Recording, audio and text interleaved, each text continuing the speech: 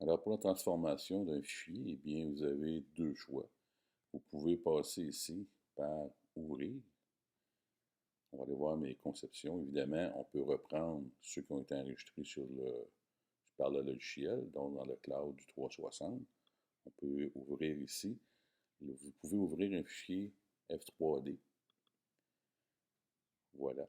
Donc, le F3D, c'est celui qu'on avait débuté, puis qu'on a enregistré sur notre ordinateur et le reprendre.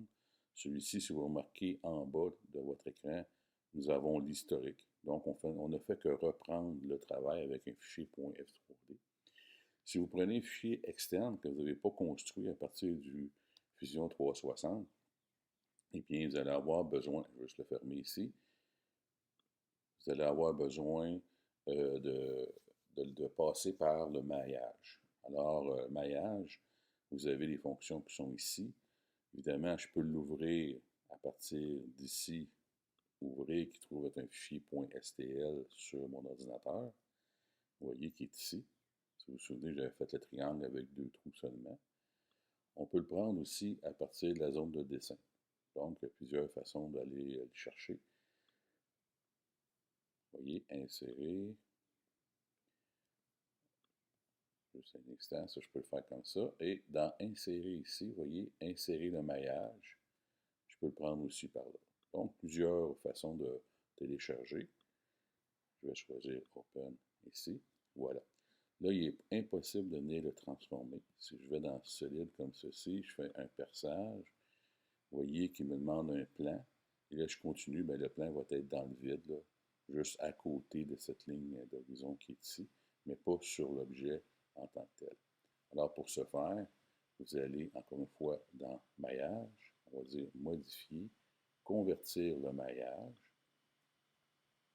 On le sélectionne et maintenant, on peut revenir dans le solide et faire le perçage. Vous voyez qu'il y a beaucoup de lignes, on se perd. Vous pouvez venir ici en bas, style visuel, ombré. Et là, on retrouve l'image qu'on désire. Vous avez vu, on peut sélectionner chacun des maillons qui sont là pour le modifier ou le transformer. On peut simplement, quand on fait comme le perçage, vous voyez, je peux le glisser et le déplacer.